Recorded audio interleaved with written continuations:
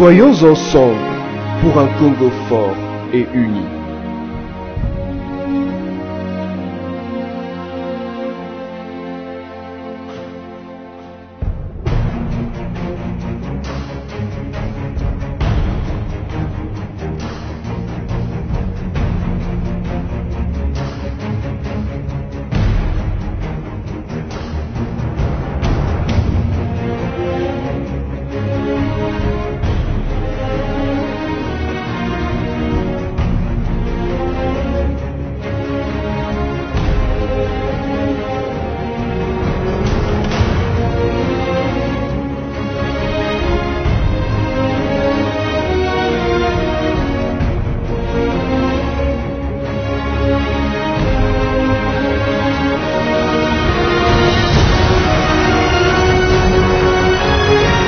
Front commun pour le Congo, l'alliance de ceux qui ont la passion du Congo.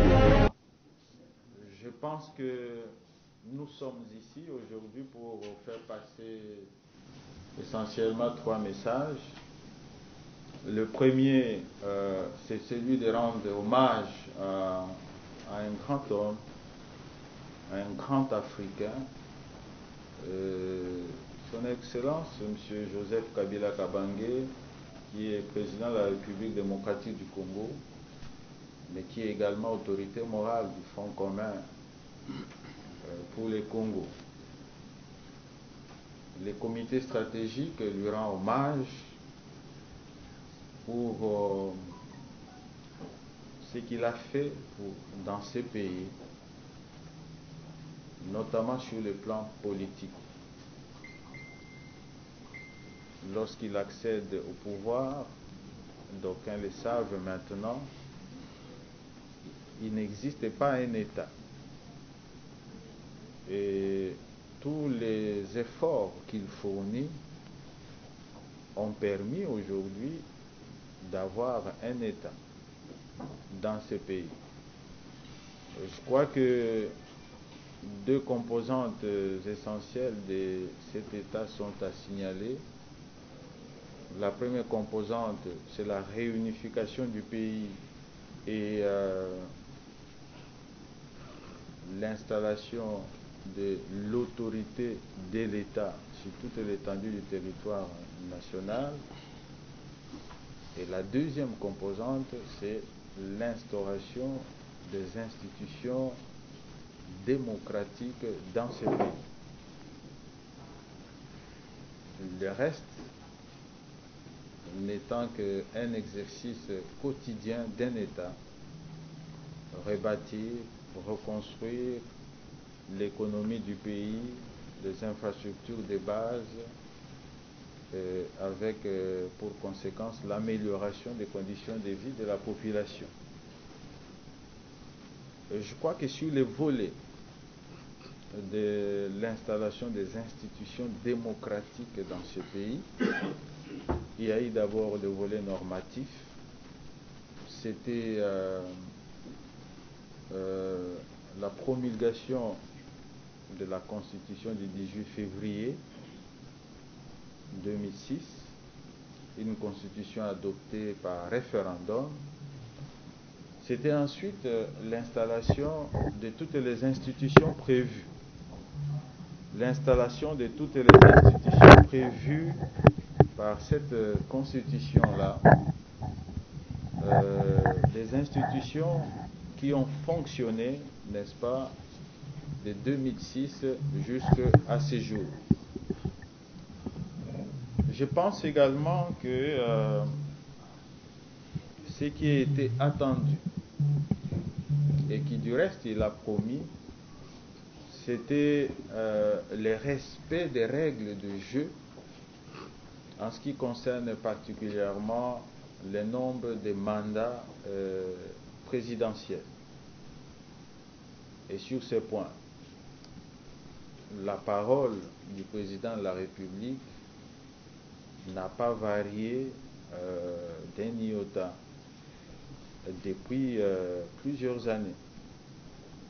Non seulement qu'il avait dit que c'est lui qui avait battu campagne pour l'adoption de cette constitution, pendant que d'autres n'en voulaient pas, mais également il a conformé la gestion du pays, conformément à l'article 69 de la Constitution, il a conformé la gestion du pays à cette Constitution.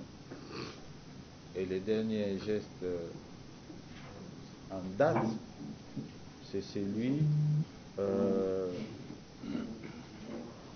d'avoir déféré à l'exigence du respect des 2 mandats qui lui étaient reconnus par la Constitution.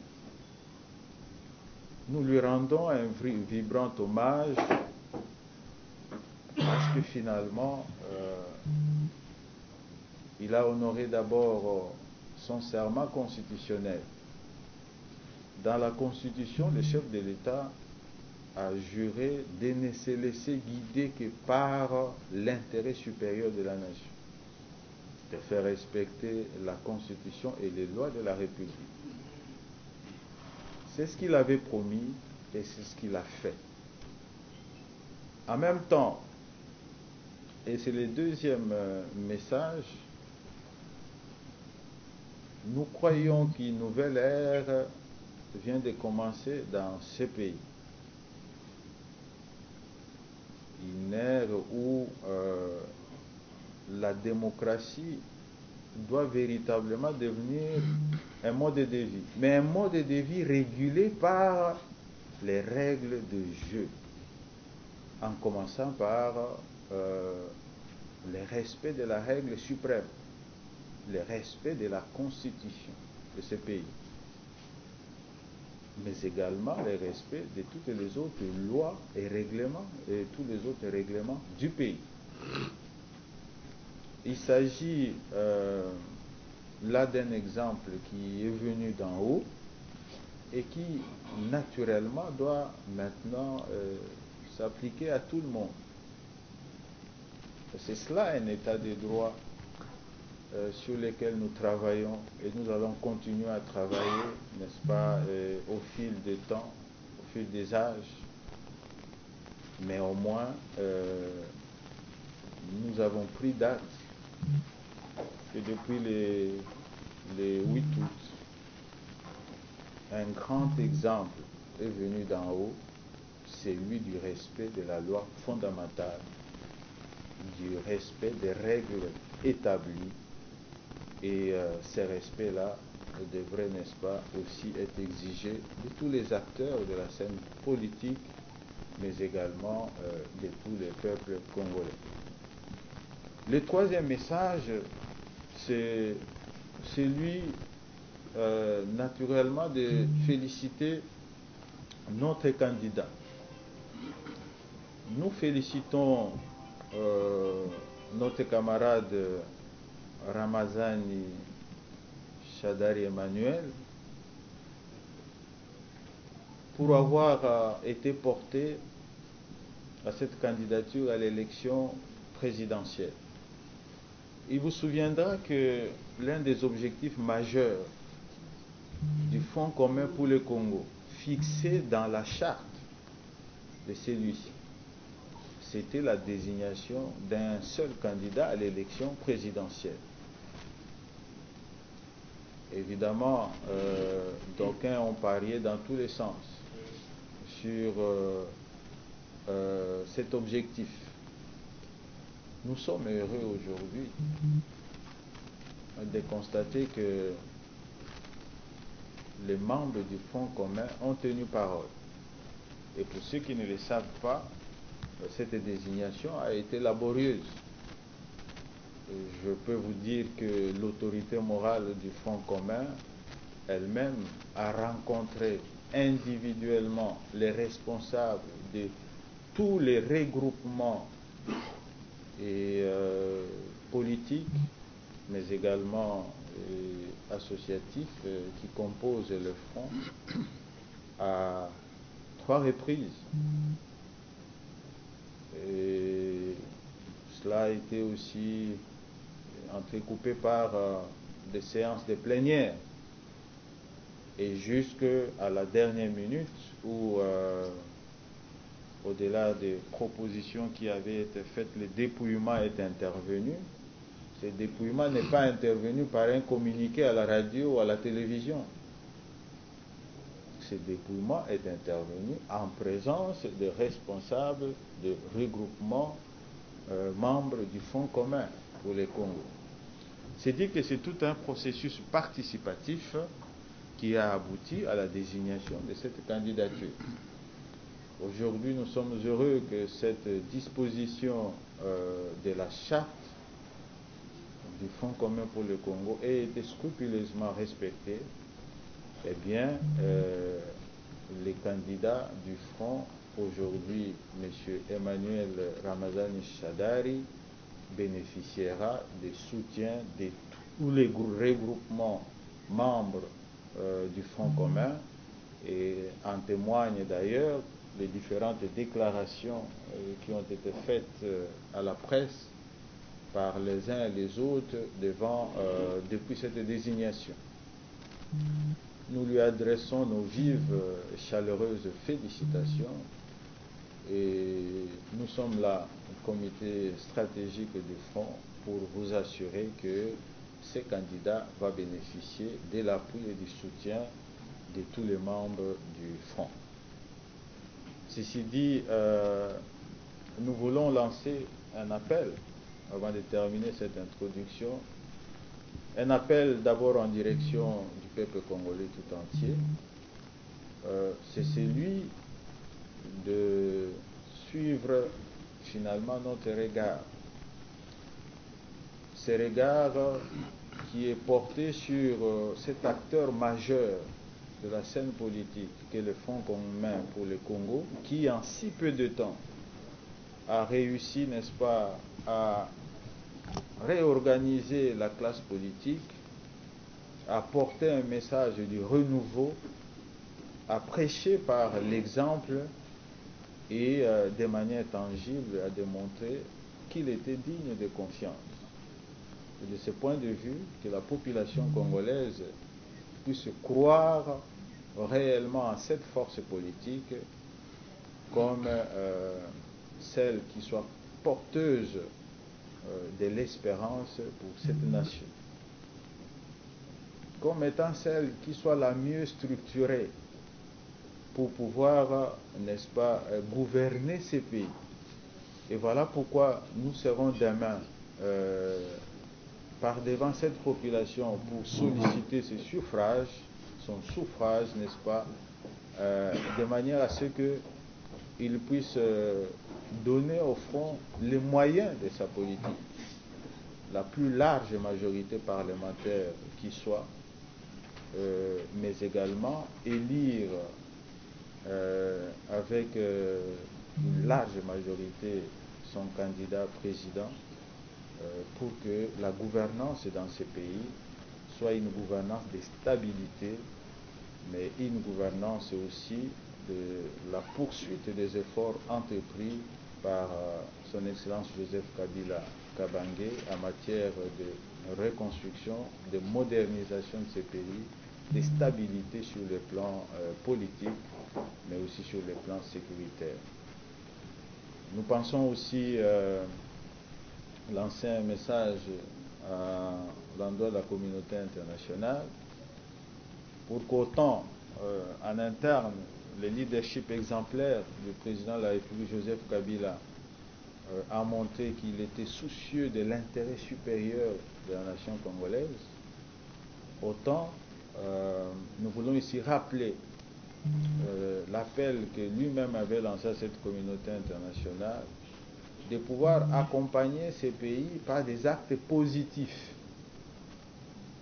de pouvoir accompagner ces pays, les efforts de ces institutions, n'est-ce pas, en ce qui concerne les principes essentiels.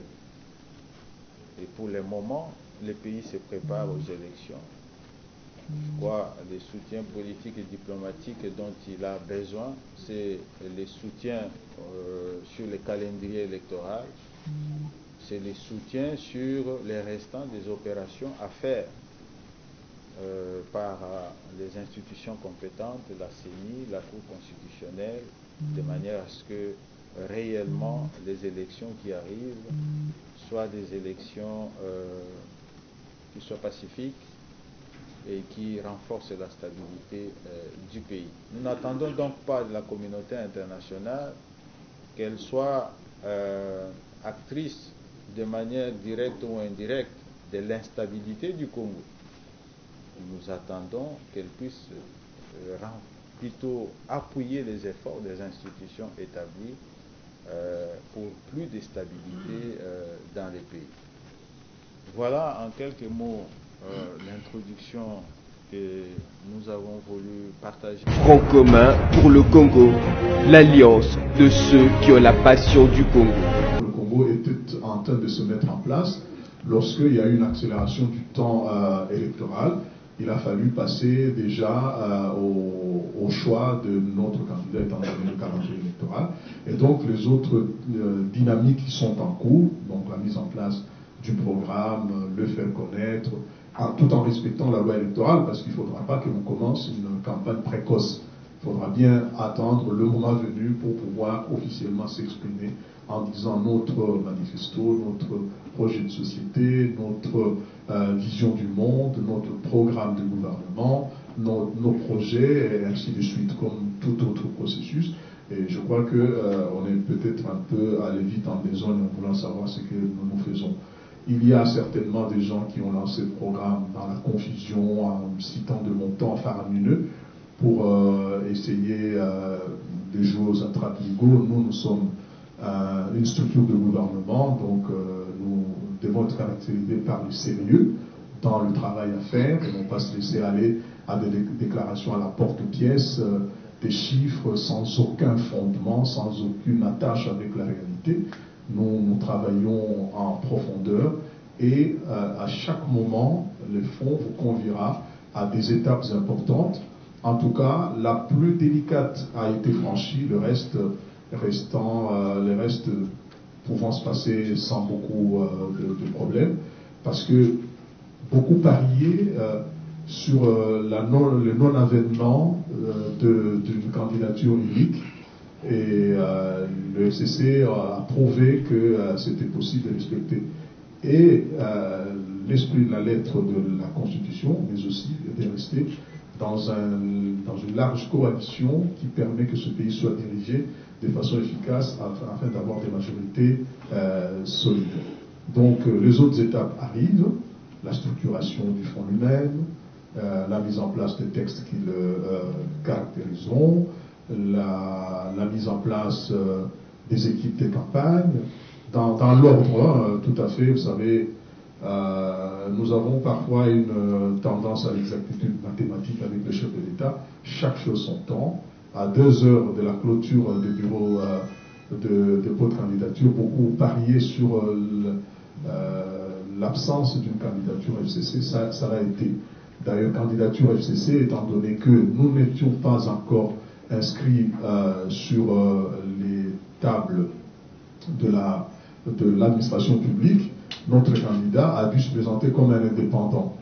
La coalition étant née après que les regroupements aient été identifiés, nous l'avons donc présenté de cette manière-là, mais M. Emmanuel Ramazani, parce que c'est cela son nom, Ramazani et non pas Chadari, qui est un poste non advenu à la suite de la zaïanisation de nos appellations. Notre candidat s'appelle Emmanuel Ramazani avec un post-nom Chadari est devenu candidat justement à la suite du consensus qui s'est dégagé au sein de FCC, mais ne pouvait pas emporter les titres dans la mesure où la structure n'était pas enregistrée auprès de la CENI. J'ai établi pour que notre collègue Ramazani Chadar Emmanuel soit désigné le candidat du FCC. Je vais citer l'autorité morale. On l'a dit, le processus était participatif. L'autorité morale a consulté les plateformes qui composent notre méga plateforme, demanda à chacune des plateformes de désigner 4 noms, pour qu'en fait la sélection soit faite. Voici les critères. 1. Être patriote, un vrai patriote. 2. Être intègre, donc avec des valeurs morales indiscutables. 3. Être rassembleur, donc fédérateur. 4. Être visionnaire, donc en continuité de la reconstruction du pays, tel que l'initiateur, j'allais dire l'autorité morale du FCC l'avait souhaité. 5. Sacrifice. Et il a ajouté, c'est pas se donner une balle dans la tête pour faire le sacrifice. 6. Être disponible, donc accessible. 7. Leadership. On ne peut pas diriger une méga plateforme comme le FCC sans le leadership, sans avoir le leadership. 8. Être nationaliste, donc pas tribaliste, pas régionaliste. 9. Avoir l'engagement sans faille pour le Congo et la population congolaise. C'est-à-dire pas un moment où si on a trahi la nation et il est 10. Conditions légales d'éligibilité. Et 11. Expérience avérée dans la gestion de la chose publique. C'est ça le critérium. Je crois que vous nous avez aidé à vulgariser la charte du FCC, c'est dont nous vous remercions. Soyons ensemble pour un Congo fort et uni.